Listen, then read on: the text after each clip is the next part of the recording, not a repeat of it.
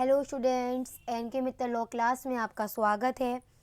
जैसा कि आप समझ रहे हैं, आज हम यहाँ पर परफॉर्मेंस ऑफ कॉन्ट्रैक्ट का जो हमारा लेसन स्टार्ट हो चुका था उसका आज हम यहाँ पर थर्ड पार्ट लेकर आए हैं। आज के टॉपिक में हम सेक्शन 62 से लेकर सेक्शन 67 तक के एक बार हम पहले प्रीवियस लेसन में हमने जो कुछ कर लिया था एक बार उसको रिवीजन में लेकर आते हैं। मैं बात करूं, हम परफॉर्मेंस को लेकर बात कर रहे हैं।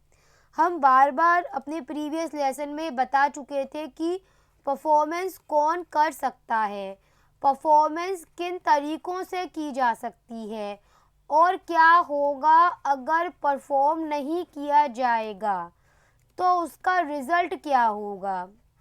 हमने यह भी जाना कि इस परफॉर्मेंस के लेसन में टाइम और प्लेस की क्या वैल्यू है, क्या टाइम अगर एसेंशियल है।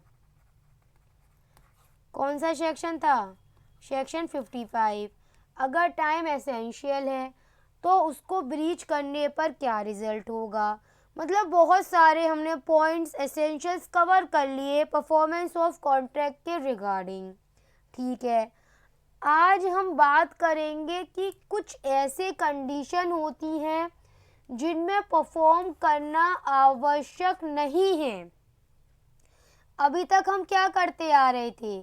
अभी तक हम एग्जाम्पल रखते थे हर बार कि ए और बी के बीच एग्रीमेंट हुआ है और ए कहता है कि उसके पास में जो एक कार है वो अपनी कार 10 लाख रुपए में बी को बेचने की बात करता है।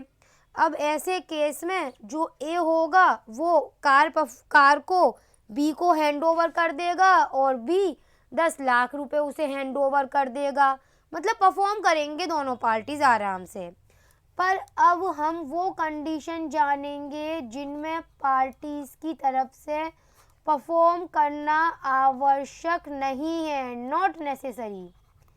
वो कौन सी कंडीशन है, उन्हीं के बारे में सेक्शन 62 से बताया गया है।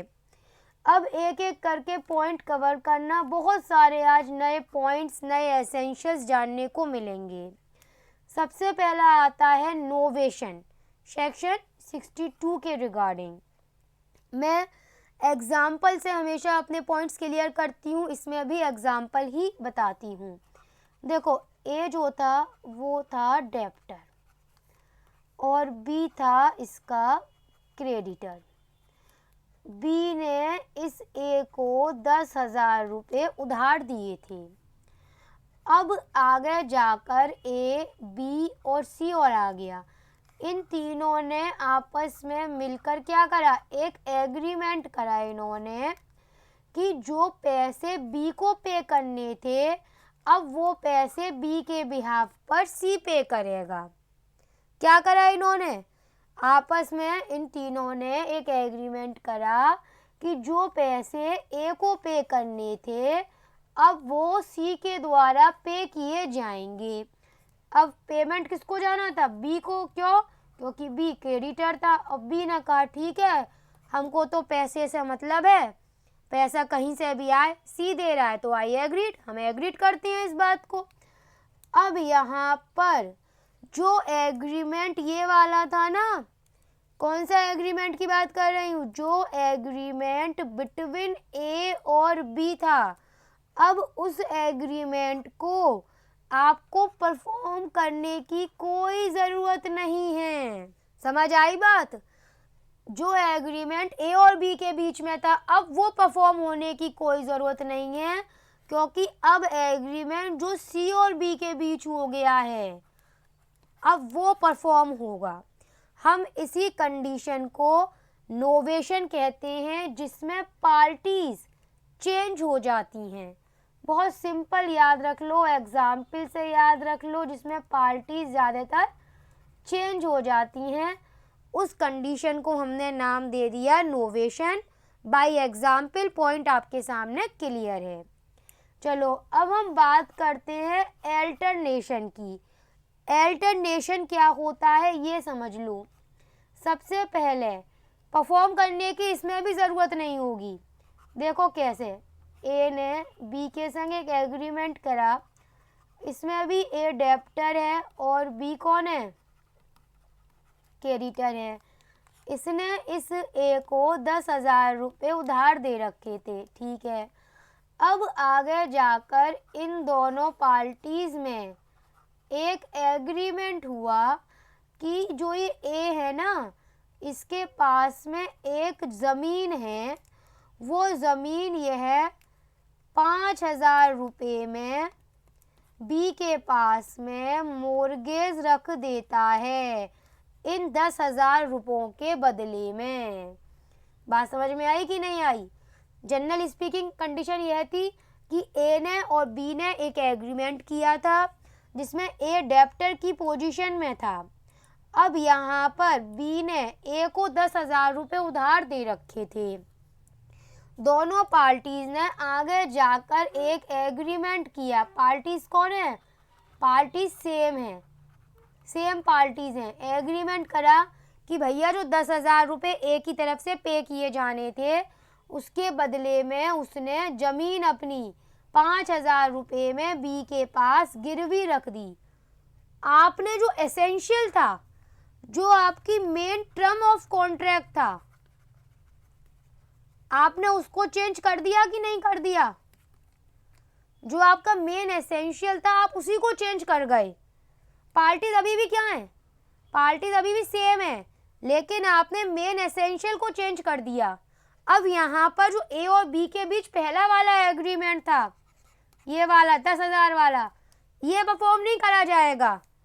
अब कौन सा होगा? अब ये चेंज हो गया, एसेंशियल टर्म चेंज हो गई, सीधे प्रॉपर्टी के मोर्गेज का मामला आ गया। अब ये क्लियर हुई बात की नहीं हुई? हम इसे कहते हैं अल्टरनेशन। तीसरा पॉइंट समझो, रेसेशन। देखो पहली बात तो ये, रेसेशन का तुम मतलब समझ लोगे ना, अगर कैंसिलेशन बस मतलब समझ लो, क्लियर अपने आप हो गया। देखो कैसे, ए और बी दो पार्टी थी। ए के पास एक कार थी, वो कार 30 लाख रुपए में बी को बेचने की बात होती है, दोनों एग्री कर लेते हैं। पर आगे जाकर दोनों को लगता है कि ये मामला फिट नहीं बैठेगा और आगे जाकर दोनों पार्टी म्यूचुअल एग्रीमेंट से क्या करते हैं, आपसी सहमति से अपने बीच में जो ये एग्रीमेंट हुआ था, इस एग्रीमेंट को कैंसिल करवाने की बात कर लेते हैं। कैंसिल हो गया, ये आपस में म्यूचुअल एग्रीमेंट से कर रहे हैं ना, दोनों पार्टी उस एग्रीमेंट को कैंसिल करवा रहे हैं, कैंसिल हो गया। अब ऐसी दशा में कोई भी न्यू कॉन्ट्रैक्ट तो एग्जिट नहीं करेगा, और जो ओल्ड एग्रीमेंट है ना, ओल्ड कॉन्ट्रैक्ट है बिटवीन ए और बी, वो क्या हो जाएगा, वो कैंसिल हो जाएगा। बस इसी को कहते हैं हम रेसेशन। ज़्यादा कुछ नहीं है, चीज़ समझने की है, समझ लो अच्छी तरह से। अब तुम समझो सेक्शन 63 डिस्चार्ज बाय रेमिशन। इसको भी एक एग्जाम्पल से समझाती हूँ, क्लियर करना। ए हमारे यहाँ पर डेप्टर ही है, इसमें अभी भी बी हमारे यहाँ पर इसमें क्रेडिटर हो गया। अब इन्होंने बी ने ए को कितना दिया था, 1 लाख रुपए उधार दिया था। कितना? 1 लाख रुपए।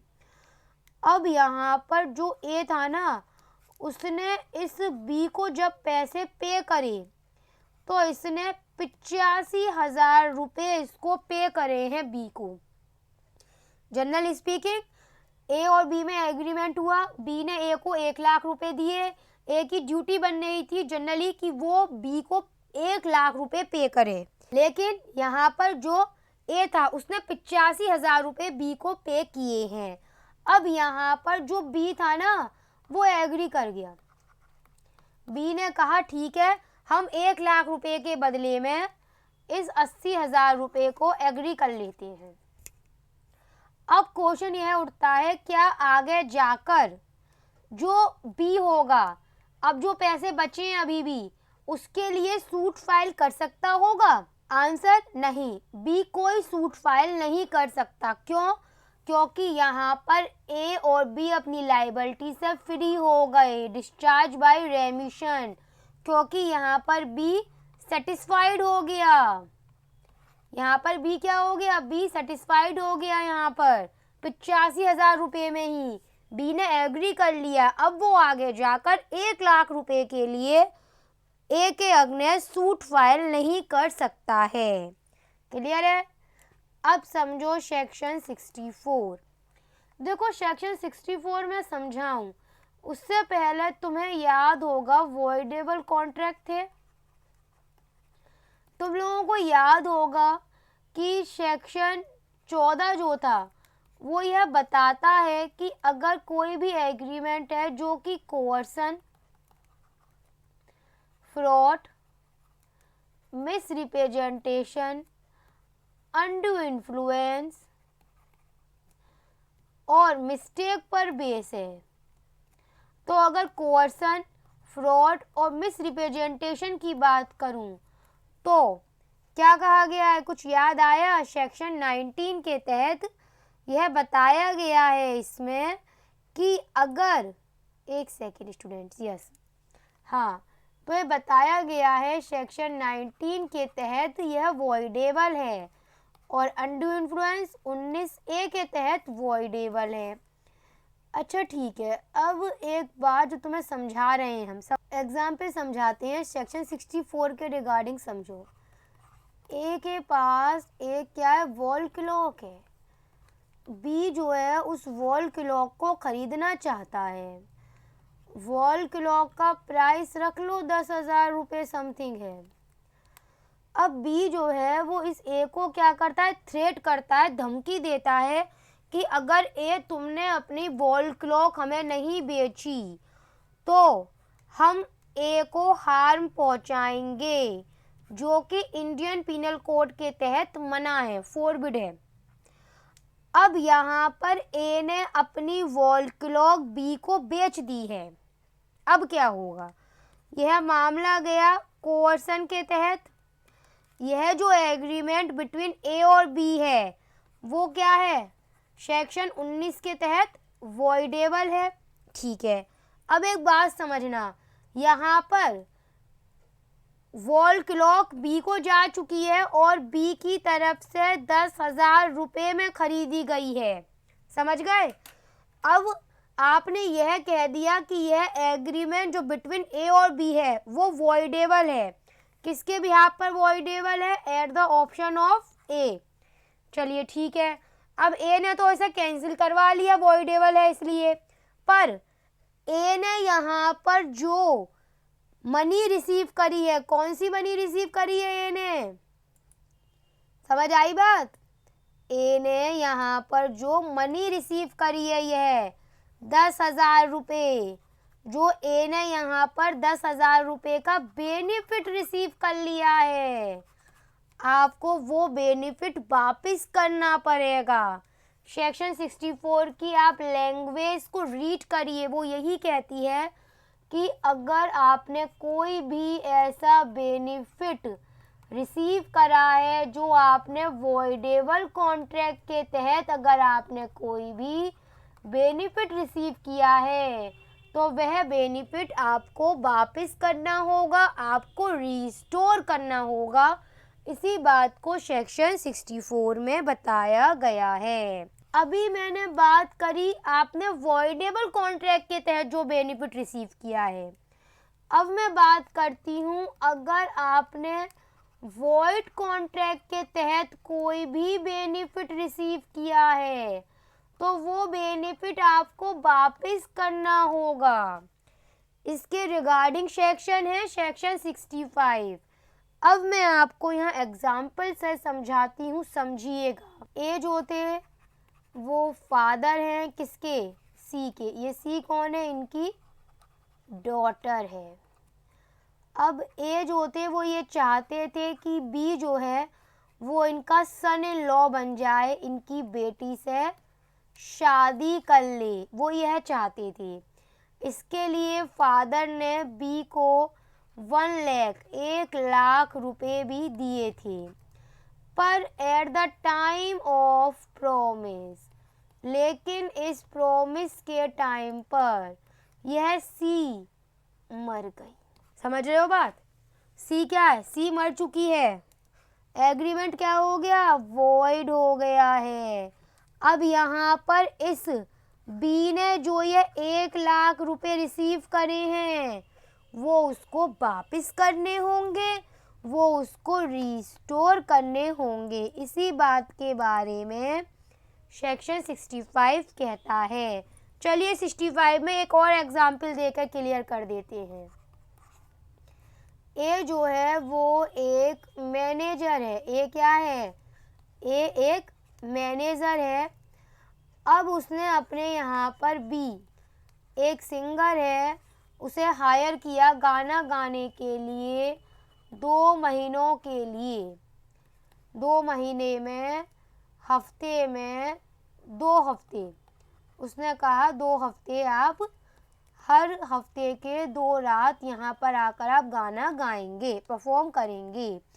अब क्या हुआ, अब यहाँ पर जब 6th नाइट थी, उस एक रात को, 6वीं रात को, मतलब इससे पहले के जो 5 रातें थी उन 5 रातों में वो परफॉर्म भी कर चुका था, भी गाना गा चुका था। पर 6th नाइट को भी परफॉर्म नहीं कर पाया। क्यों? क्योंकि वो बहुत बीमार था। याद आ रहा है? कहाँ जाएगा एग्जाम्पल ये? सब्सिक्वेंट इम्पॉसिबिलिटी में जाएगा। अब यहाँ पर सब्सिक्वेंट इम्पॉसिबिलिटी में गया। अब यहाँ पर क्या होगा, अब यहाँ पर जो ए है, कॉन्ट्रैक्ट तो आगे जाके सब्सिक्वेंट हो गया क्योंकि वो गाना नहीं गा सकता, वो अपना पर्पस पूरा नहीं कर सकता, वो पर्पस अपना, कॉन्ट्रैक्ट वॉइड हो गया। लेकिन यहाँ पर जो ए है उसने बेनिफिट तो गेन किया, उसने बेनिफिट क्या रिसीव करा, उसने बेनिफिट रिसीव करा बी के द्वारा जो इस 6th नाइट से पहले के जो राइट्स थे 1 2 3 4 5 यहाँ पर उसने जो परफॉर्म करी थी उनके लिए उसे पे करना होगा क्योंकि उसने वो बेनिफिट रिसीव कर लिया था, इसलिए। चलिए अब हम बात करेंगे सेक्शन 66 की। अभी मैंने बात करी थी क्या, कैंसिलेशन की समझाई थी मैंने अभी आपको। आप ध्यान रखिएगा कि अगर वॉइडेबल कॉन्ट्रैक्ट को कैंसिल करवाया जा रहा है तो वहाँ पर कम्युनिकेशन का होना बेहद ज़रूरी है। और यहाँ पर कम्युनिकेशन के रिगार्डिंग कौन से रूल अप्लाई होंगे, यहाँ पर कम्युनिकेशन के रिगार्डिंग वही रूल अप्लाई होंगे जो कि रिवोकेशन और प्रपोजल के अकॉर्डिंग अप्लाई होते हैं। अब सेक्शन 67 समझ लो, बहुत ही सिंपल एग्जाम्पल से समझाती हूँ। ए और बी के बीच में एक एग्रीमेंट हुआ। ए ने बी से कहा कि ए बी को 1,00,000 रुपए देगा। क्यों देगा? ताकि जो बी है वो रिपेयरिंग का काम करेगा ए के घर का। बी क्या करेगा? बी रिपेयर करेगा ए का मकान। पर यहाँ पर ए उस बी को उस जगह तक लेकर ही नहीं गया जहाँ पर उस ए का मकान था। वो ए को उस जगह पे लेकर ही नहीं गया है। यहाँ पर जो ए था उसने बी को जो परफॉर्मेंस थी, बी की परफॉर्मेंस होनी थी, क्या होनी थी कि बी की तरफ से रिपेयरिंग करनी थी मकान की। पर भैया यहाँ पर ए ने बी को वो फैसिलिटीज ही नहीं दी। अब यहाँ पर बी अपनी लायबिलिटी से फ्री माना जाएगा। आज के लेसन में हमने क्या कवर करा? आज के लेसन में हमने यही कवर करा कि वो कौन से पॉइंट्स होते हैं जिनमें परफॉर्म करना ज़रूरी नहीं होता पार्टीज़ को। उसी के तहत आज आपका ये लेसन यहाँ पर कवर हो जाता है।